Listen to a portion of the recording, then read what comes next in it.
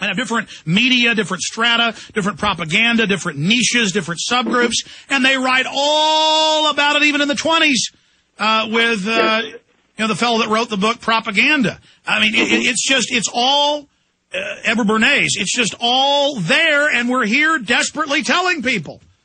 Yes, and they knew that stuff from Bernays in the 1800s with the book called The Crowd. And he was taught by experts from childhood for his role, by the way. So they understood that through scientific indoctrination, they could create the kind of society that they wanted. Helpless. They wouldn't even know they were helpless, in fact. But they'd be very happy. And Rockefeller said it himself. He said the people will come to us with perfect docility at the end when they take it all away from the public and give us a substitute system.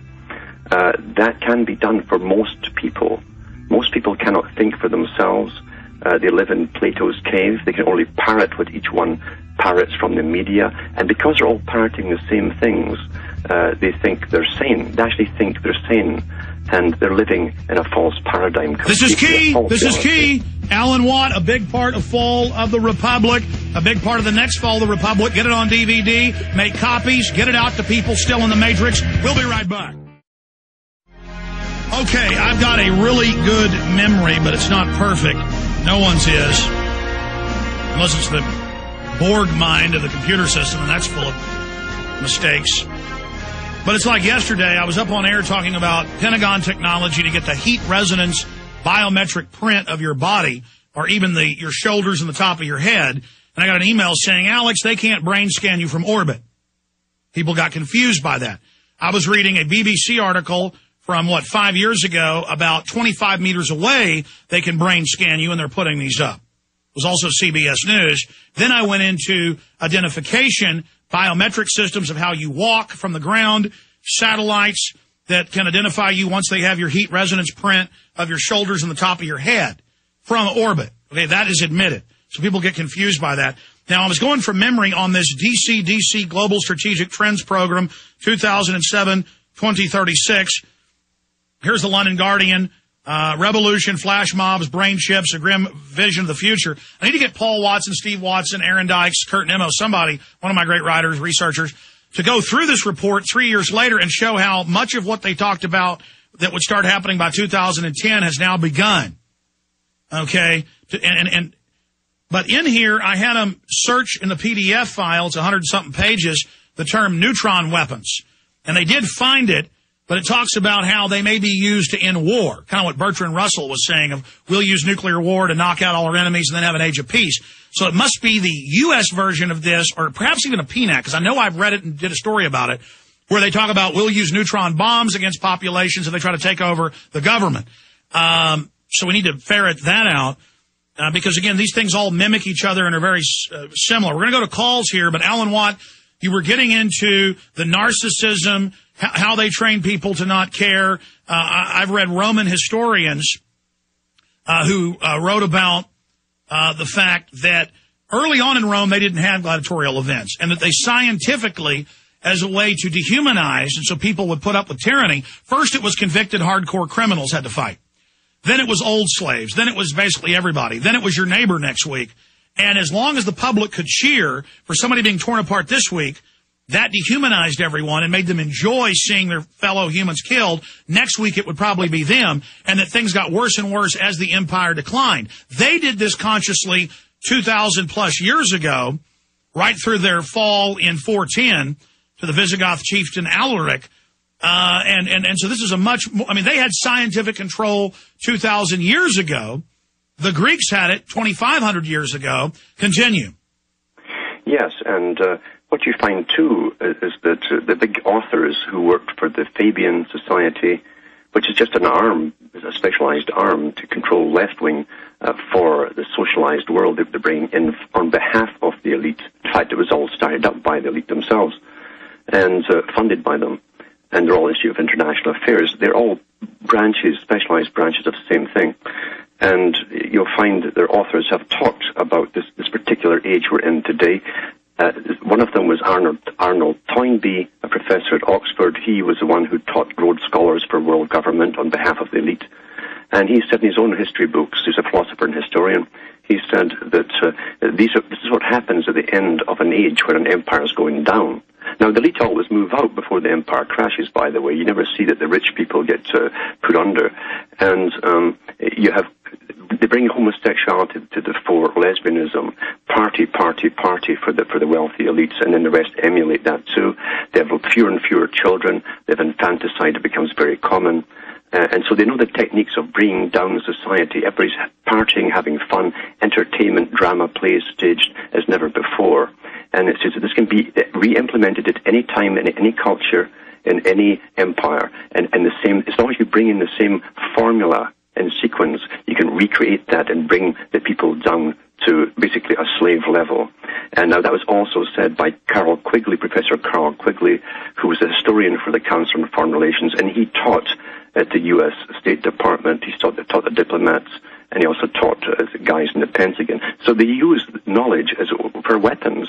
Knowledge is power, and it can be weaponized if you understand the techniques and the formulas to reintroduce the same sequences. You can bring people down as you control them, every stage of the way. And today we have nothing. Today we're living as like Sodom and Gomorrah. Regular television now is basically pornography. They're bringing up live simulated sex shows on British morning TV. This kind of stuff. It's hard. This is the key too. To break all natural bonding rules that creates a strong cultural society. And it starts really with the man and the woman as the first target. You divide them, you conquer them, you then separate the children. The state rears the children with new values, which are all politically correct.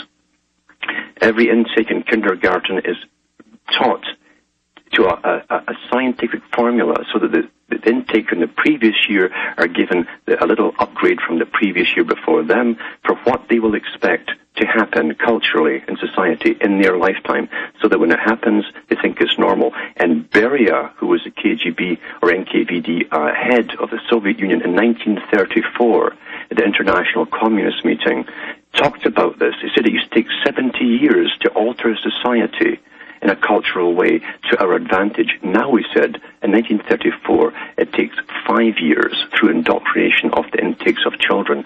Today is down to year by year by year through kindergarten.